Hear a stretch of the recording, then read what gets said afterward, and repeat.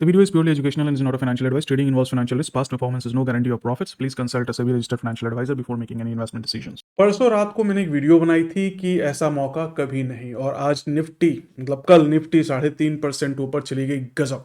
अब वीडियो को रात को आई थी, बट मेरे को जो टेलीग्राम पे फॉलो करते हैं या ट्विटर पे फॉलो करते हैं उनको पहले से लेटेस्ट अपडेट रहती है, तो प्लीज़ टेलीग्राम और ट्विटर मेरा ज्वाइन कर लो ताकि तुरंत अपडेट मिले।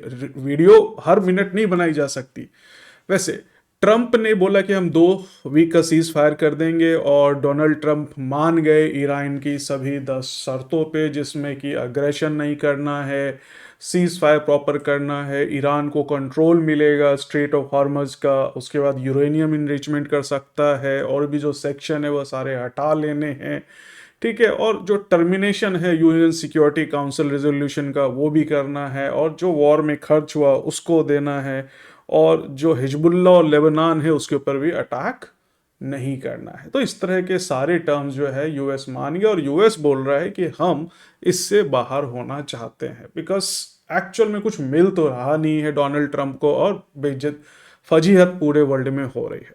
बट इजराइल अभी भी नहीं मान रहा है। ईरान और इसराइल में अभी भी गोलाबार चालू है, और क्रूड ऑयल रेंज में वोलेटाइल रहने की संभावना है। So the support could be 8,400 and resistance could be around 9,300 या 400। अब बात करते हैं निफ्टी की। निफ्टी जो है हमारी कल गैप अप के बाद 3.5% के बाद रेंज में रही, लगभग 23,900 से 24,000 के आसपास, और आज जो है निफ्टी हमारी गिर गई धड़ाम से। क्यों गिर गई? स्वाभाविक सी बात है कि जो सीज फायर उसका वायलेशन हो गया। अब जो रात को खबर आई कि लेबनान ने भयंकर गोलाबारी चालू कर दी हिजबुल्लाह पे, तो ईरान ने फिर से स्ट्रेट ऑफ हॉर्मुज को बंद कर दिया है, और ऑयल के दाम फिर से बढ़ गए, $100 फिर से पहुंच गया है, और जिसके कारण से निफ्टी ऑब्वियसली गिर गई। तो जब तक ईरान वॉर चलता रहेगा, टेंशन बनी रहेगी, कंफ्यूजन बना रहेगा, और कब खत्म होगा वो सिर्फ ट्रंप भैया बता सकते हैं ना। Remember first, after a bear market comes rubber band recovery, यानी कि जैसे न्यूज आती है फटाक से निफ्टी ऊपर भाग जाती है। पर ध्यान देने वाली बात है कि price do not rise too much beyond it's fair value. तो हिस्टोरिकली इतिहास इस बात का गवाह है कि प्राइस अपने फेयर वैल्यू, फंडामेंटल वैल्यू की तरफ भागता है। So Nifty overbought region is about 23 PE. 23 PE पे क्या होता है, कैसे होती है, इसकी एनालिसिस मैंने लास्ट वीडियो में बताई थी, उसको प्लीज देखिए, ऐसा मौका कभी नहीं ना। जो कि अभी हमारा 23 पी लगभग 26,300 के आसपास निफ्टी का लेवल आता है। तो अगर निफ्टी ओवर वैल्यूड होती है तो 25 पी तक 28,500 का टारगेट भी निफ्टी का जा सकता है। बट मेरे पर्सनल ओपिनियन में 2026 में ये मुश्किल लग रहा है, ईरान वॉर बंद होने के बाद भी। अब ऐसा क्यों है? देखिए, अब अगर कंपनी का हम क्वार्टरली रिजल्ट बढ़िया आता है, अभी हमारा 4th क्वार्टर का रिजल्ट आएगा 2025 का, तो निफ्टी 25-26 फाइनेंशियल ईयर, तो निफ्टी का जो ज़्यादातर जो मूव करने का चांस है वो तभी है जब नॉर्मल ग्रोथ से 10%, मतलब 8 से 10% बेटर रिजल्ट सारी कंपनीज देगी। ऐसा इसलिए है कि देखो, मान लो कि एक कंपनी है जिसने लास्ट क्वार्टर में 15% की ग्रोथ दी थी, तो इस क्वार्टर में 20 से 25% क्यों चाहिए? मैं क्यों मांग रहा हूं? इसका रीजन है रुपी का fall. Now FIIs are losing 8 to 10% due to rupee fall, and they need good growth in companies to come back. So by end of mid-May, if earning do not do exceptionally good, Nifty will not sustain the rise and it will fall again, और फिर धीरे धीरे वैसे ही चलता रहेगा। So due to oil supply disruption in last quarter companies को loss हुआ है। देखिए, banking, IT and oil accounts for around 55% Nifty का वेटेज, बहुत ज्यादा कॉन्सेंट्रेशन है, और इन तीनों सेक्टर की हालात खराब है। तो अब जो लास्ट क्वार्टर का रिजल्ट आएगा, इन तीनों का उम्मीद मुझे तो नहीं है कि बहुत बढ़िया आएगा, आगे देखते हैं। ऐसे में निफ्टी से ज्यादा उम्मीद करना, लाइक 30,000 बनाएगी निफ्टी 2026 में, ये बेमानी होगी। जो यहाँ वहाँ बोलते हैं उनको एनालिसिस आती नहीं है, बस हवा में जो बोलना है बोल दिया। हाँ, नेक्स्ट क्वार्टर के बाद हालात बेहतर हो सकते हैं बशर्ते कि ईरान वॉर खत्म हो जाए, रिजल्ट्स अच्छी हो जाए। अब चिंता की बात यह है कि इतनी वोलेटाइल मार्केट में कैसे ट्रेड करें। देखिए, निफ्टी का लास्ट 2 साल का रिटर्न सिर्फ 1% रह गया है और लॉन्ग टर्म 5 ईयर्स में लगभग 8-9% का है, वो भी इतना स्ट्रेस लेने के बाद। कितना भी प्लान कर लो, जब पोर्टफोलियो सिर्फ एक ही एसेट क्लास पर बेस्ड होता है ना, तो जब वो एसेट स्विंग करता है, सिर्फ नंबर्स नहीं हिलते, लाइफ प्लान्स भी हिल जाते हैं। इसीलिए सीरियस इन्वेस्टर सिर्फ रिटर्न के पीछे नहीं भागते, वो पहले सोचते हैं पोर्टफोलियो का बैलेंस कैसा है। ग्रोथ जरूरी है, पर बिना बैलेंस के ग्रोथ अक्सर स्ट्रेस बन जाता है। स्ट्रॉन्ग पोर्टफोलियो सिर्फ ऊपर से इंप्रेसिव नहीं दिखते, वो नीचे से भी सॉलिड होते हैं। और जहां बैलेंस की बात आती है, वहां फाउंडेशन मैटर करता है। और फाउंडेशन की बात होते ही बॉन्ड्स नेचुरली एंटर करते हैं आपके पोर्टफोलियो में। सिंपल शब्दों में बॉन्ड एक लोन होता है। तुम कंपनी या गवर्नमेंट को पैसे लेंड करते हो और आपको फिक्स रिटर्न मिलता है। टर्म्स पहले से डिफाइंड होती हैं, इंटरेस्ट, टेन्योर, कैश फ्लोस। एक बात क्लियर समझ लो, बॉन्ड्स तुम्हें ओवरनाइट रिच नहीं बनाते, ये वो एसेट क्लास नहीं है। बॉन्ड्स का रोल होता है पोर्टफोलियो को बैलेंस करना, रेगुलर इनकम कमा के देना जो आपको रोजमर्रा जिंदगी में यूज कर सकते हो। प्रॉब्लम्स बॉन्ड्स की कभी थी ही नहीं, प्रॉब्लम्स हमेशा एक्सेस और क्लैरिटी की रही है।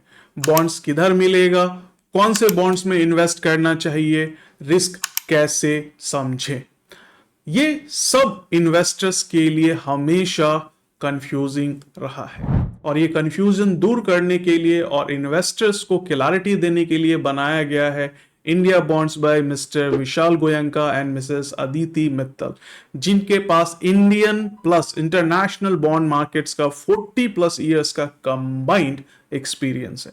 इंडिया बॉन्ड्स पे 80+ बॉन्ड्स लाइव रहते हैं जो आपको 9 से 12% पर एनम का फिक्स रिटर्न दे सकते हैं across government, corporates, banks, NBFC, ETC. हर एक बॉन्ड पे कितना निवेश करने पे कितनी कमाई होगी, ऐसी सारी इंफॉर्मेशन क्लियरली मेंशन्ड होती है जो आपको कैश फ्लो प्लानिंग में हेल्प करती है। इंडिया बॉन्ड्स पे मिनिमम इन्वेस्टमेंट ₹1000 से शुरू होता है और इंडिया बॉन्ड्स 0 ब्रोकरेज चार्ज करते हैं और साथ ही साथ यहां पे सेम डे सेटलमेंट का ऑप्शन भी रहता है। समझो, आपने आज बॉन्ड खरीदा ड्यूरिंग मार्केट आवर्स और आपको आपके डीमैट में बॉन्ड्स क्रेडिट हो सकता है ना। बॉन्ड्स पे सारी कंफ्यूजन दूर करने के लिए इनके ऐप पे बुक अ कॉल फीचर भी है, जहां पर इनके आरएम्स आपको टाइम लेके अच्छे से समझाते हैं बॉन्ड्स के बारे में और एजुकेट करते हैं। आप खरीदो या ना खरीदो, आपकी मर्जी। तो देर किस बात की, इंडिया बॉन्ड्स का लिंक डिस्क्रिप्शन में डाला है, आप ऐप डाउनलोड करो, साइन अप, केवाईसी करो एंड आज ही कमाना चालू करो रेगुलर इनकम फ्रॉम बॉन्ड्स। निश्चित रिटर्न गारंटीड या आश्वस्त रिटर्न नहीं होते हैं। कॉर्पोरेट ऋण प्रतिभूतियों, नगरपालिका ऋण प्रतिभूतियों, प्रतिभूतिकृत ऋण साधनों में निवेश क्रेडिट जोखिम, बाजार जोखिम तथा डिफॉल्ट जोखिम के अधीन होता है, जिसमें भुगतान में देरी और या डिफॉल्ट का जोखिम शामिल है। निवेश करने से पहले ऑफर से संबंधित सभी दस्तावेजों को ध्यानपूर्वक पढ़ें। चलिए, आज आपको एक ट्रेडिंग स्ट्रेटजी सिखाता हूं, कैसे इस सिचुएशन में प्रॉपर रिस्क मैनेजमेंट के साथ आप ट्रेड करें, पर कुछ बातों की कमिटमेंट देनी होगी आपको। पहला, do not carry overnight position in future and option, बहुत वोलेटाइल है, 2% ऊपर 3% नीचे। दूसरा है, take half the position you normally take in F1 day, अगर आप 10 लॉट खरीदते हैं तो 5 लॉट में काम करें। Now why? Because high volatility gives you high return, amazing return, but with higher risk. And long-term investors waiting to invest, उनको ध्यान रखना है कि buy only value stocks which has low PE but high ROCE. And this is not the time in investing in high PE growth stocks. ठीक है, या जो growth stock पहले थे उनमें भी मत करो, क्योंकि value stocks अभी आपको बहुत अच्छी value buying देंगे। Do not keep more than 20% of capital in one stock. इस चीज का भी ध्यान देना है कि एक स्टॉक में कॉन्सेंट्रेशन सारे कैपिटल का 20% से ज्यादा मत करो, ठीक है। 5 या उससे ज्यादा स्टॉक रखो अपने पोर्टफोलियो में। Fourth, try taking help of an experienced research analyst. For few thousand fees, they can save your losses worth of lakhs. मतलब लाखों बचाएंगे आपके कुछ हजार की फीस के लिए। चलिए स्ट्रैटेजी समझ लेते हैं।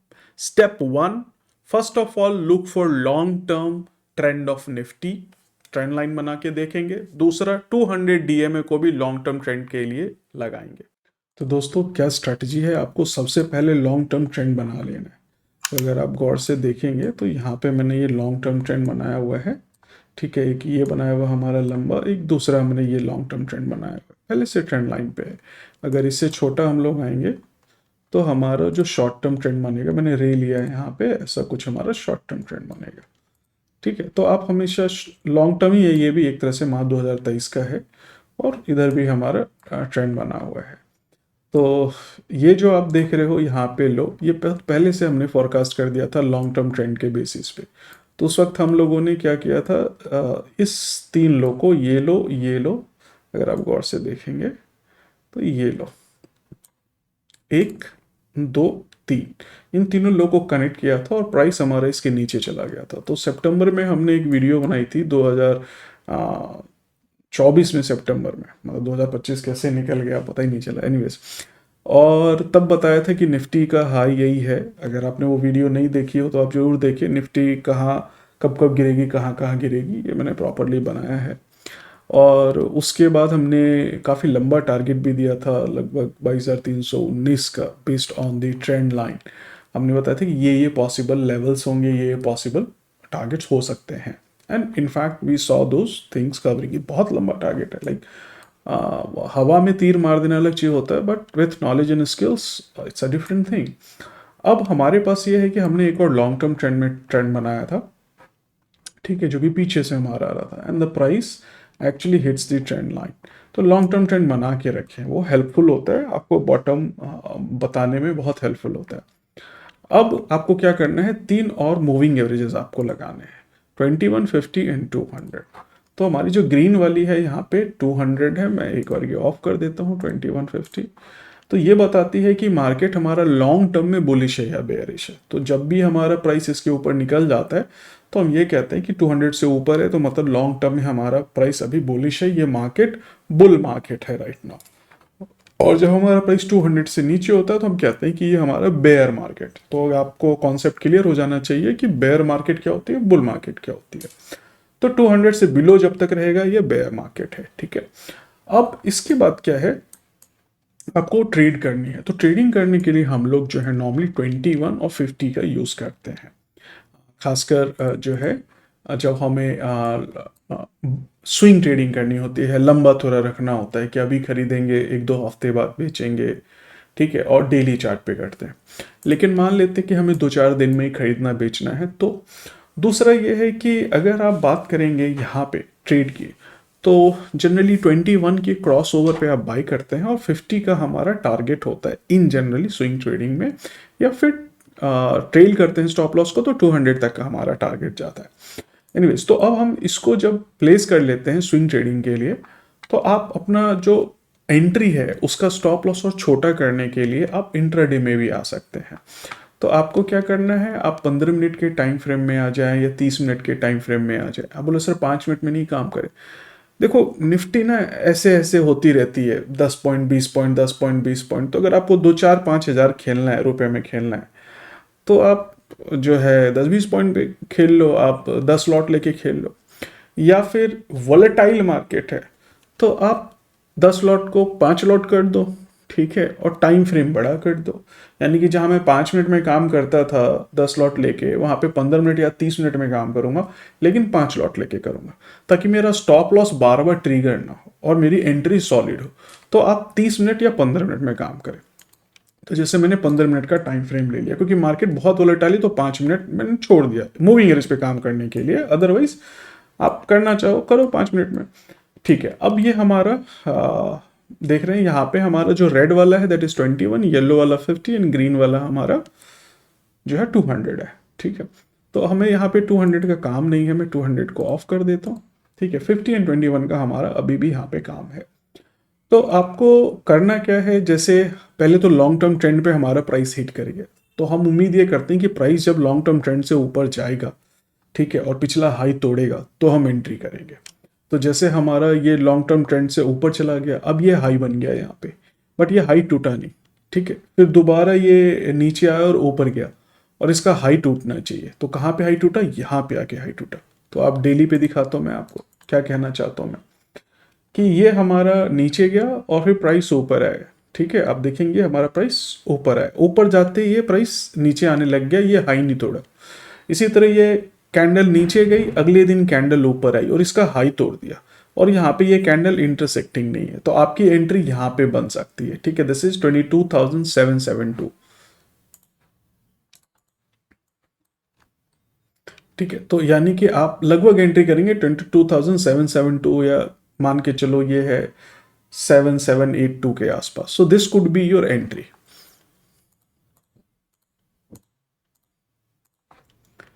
So this could be your entry 772 के आसपास। अब आपका स्टॉप लॉस कहाँ होगा, आपका ऑब्वियस सी बात है स्टॉप लॉस जो होगा वो ट्रेंड लाइन के या स्विंग लो के नीचे होगा। ठीक है, जो भी कैंडल का लो है, डे का लो है, तो आप डे के लो के नीचे आप अपना स्टॉप लॉस लगा लो। ठीक है, थोड़ा सा नीचे आप स्टॉप लॉस लगा लो, एंड उसके बाद लेट द प्रॉफिट रन। आप चाहो तो इसके ऊपर 1:3 का रिस्क रिवॉर्ड रेशियो रख लो कम से कम। तो 1:3 का रिस्क रिवॉर्ड रेशियो जो है हमारा लगभग ये होगा। बोलोगे सर ये तो बहुत बड़ा आप टारगेट ले रहे हो, 900 पॉइंट का टारगेट है भाई, 324 पॉइंट का स्टॉप लॉस भी तो है। बट हमने क्या किया, हमने लॉट से ही छोटा कर दिया। हमने बोला जहाँ 10 लॉट करते थे वहाँ 5 कर लो, या 2 लॉट कर लो, ठीक है, या 1 लॉट में काम कर लो। लेकिन यहाँ पे इतनी वोलेटाइल मार्केट में, ठीक है, बहुत ज़्यादा पोजीशन साइज, बड़ा साइज रखना गड़बड़ है। रादर देन हम बड़े स्विंग्स पे काम करेंगे, बड़े स्टॉप लॉस पे काम करेंगे, बड़े टारगेट पे काम करेंगे, क्योंकि 2% 2.5% तो डेली की वोलेटिलिटी है ना भाई। ठीक है, और दूसरा ये लेवल क्या है प्राइस का, ये बहुत ही नीचे का लेवल है, बहुत ही नीचे का प्राइस का लेवल है, लॉन्ग टर्म ट्रेंड पे है, इसलिए मैं यहाँ पे ये रिस्क लेने के लिए तैयार हूँ। चलिए, अब दूसरी बात यह है कि अगर हम मूविंग एवरेज पे काम करें तो कैसे करें। तो बहुत सिंपल है, अगर आपने जैसे मैंने यहाँ पे इसको 15 मिनट का टाइम फ्रेम ले लेना है। ठीक है, अब 15 मिनट के टाइम फ्रेम में आप देखिए कि कहाँ पे मेरा 21 पीरियड का मूविंग एवरेज क्रॉस ओवर हो रहा है। मैं 2-3 एग्जाम्पल लेके दिखा देता हूँ। जैसे कि हमारा यहाँ पे क्रॉस ओवर हो रहा है, तो जहाँ पे भी क्रॉस ओवर हुआ, जो भी इंटरसेक्टिंग कैंडल है, ठीक है, उसका हाई टूटना चाहिए। यहाँ पे हाई टूट गया 22,400 पे, आप इसको ले लेंगे। स्टॉप लॉस हमारा जो भी इंटरसेक्टिंग कैंडल है, यानी कि 1, 2, इन दोनों में जो भी सबसे लो है उसके लो पे आपका स्टॉप लॉस हो जाएगा, यानी कि 22,320 पे आपका स्टॉप लॉस होगा। बोलोगे सर ये तो बहुत तगड़ा हो गया, 400 और 320 यानी कि 80 पॉइंट नीचे। हाँ, बिल्कुल होना चाहिए और करना पड़ेगा। बट आप ये देखो, आपका टारगेट अगर 1:3 के रेशियो पे चलते हैं, ठीक है, टेक इट 1:3, 1:2, कम से कम उससे नीचे नहीं, 1:2 से। तो आपने क्या किया, यहाँ पे आपने एंट्री करी, ये आपका स्टॉप लॉस हुआ और 1:3 का आपने रेशियो लिया। ठीक है, तो ये 1:3 से ऊपर ही निकल गया, बट 1:3 का रेशियो आपका अचीव हो गया। इसके बाद आप चाहें तो स्टॉप लॉस ट्रेल कर सकते हैं। ठीक है, ये चीज़ है। दूसरा देखो, आपका यहाँ पे दोबारा से प्राइस हमारा पुल डाउन हुआ, तो इसको हम पुल बैक बोलते हैं। पुल डाउन के बाद फिर से पुल आउट हुआ, पुल बैक हुआ। तो आपने क्या करना है यहाँ पे कि पुल डाउन हुआ तो आपको शॉर्ट करना है। शॉर्ट तब करते हैं जब इंटरसेक्टिंग कैंडल का लो टूटता है। तो ये लो नहीं टूटा, ठीक है, रेड वाली की आप देखो मूविंग एवरेज है, नहीं टूटा, कोई बात नहीं। अब प्राइस हमारा ऊपर गया, तो हम चाहते हैं कि इंटरसेक्टिंग का हाई टूटे। ठीक है, हाई टूट गया, बट ये भी कैंडल इंटरसेक्ट कर रही है, मूविंग एवरेज को तोड़ रही है, मतलब काट रही है। तो काटने वक्त कैंडल को कुछ नहीं काटते, छोड़ देते। अब नेक्स्ट कैंडल बनी, इस ये भी हल्का फुल्का काट रही है यहाँ पे मूविंग एवरेज को, तो छोड़ देते। मैं चाहता हूँ इसका हाई टूटे। ठीक है, तो इसका हाई कहाँ पे टूटा, यहाँ पे आके टूटा। तो ये शायद टच कर रही है बट नहीं काट रही, तो आप यहाँ पे एंट्री ले सकते हैं। ठीक है, तो ये आपकी एंट्री होगी 22,710 पे, और आपका स्टॉप लॉस हो गया जो भी इंटरसेक्टिंग कैंडल है, जो सबसे ज़्यादा लो थी ये वाली, यानी कि 15,600 के। तो बोलोगे सर ये तो बहुत बड़ा मतलब हो गया 700 और लगभग ये हमारा 600 100 पॉइंट का हमारा स्टॉप लॉस हो गया। भाई साहब 100 पॉइंट का स्टॉप लॉस है, 300 पॉइंट का आपका टारगेट भी तो है।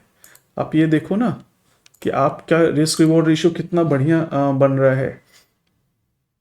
ये देखो ये आपकी एंट्री है, ये आपका स्टॉप लॉस है, तो लगभग 91 पॉइंट्स के आसपास का है, 111 पॉइंट के आसपास का स्टॉप लॉस है, ठीक है। और आपका टारगेट 1:3 का आप ले लो, ठीक है, तो 1:3 का ले लो। मार्केट क्लोज हो गई तो जो भी यहाँ पे प्रॉफिट था आपने बुक कर लिया। बट लुक एट दिस, कितना प्रॉफिट आप बुक कर पाते हैं।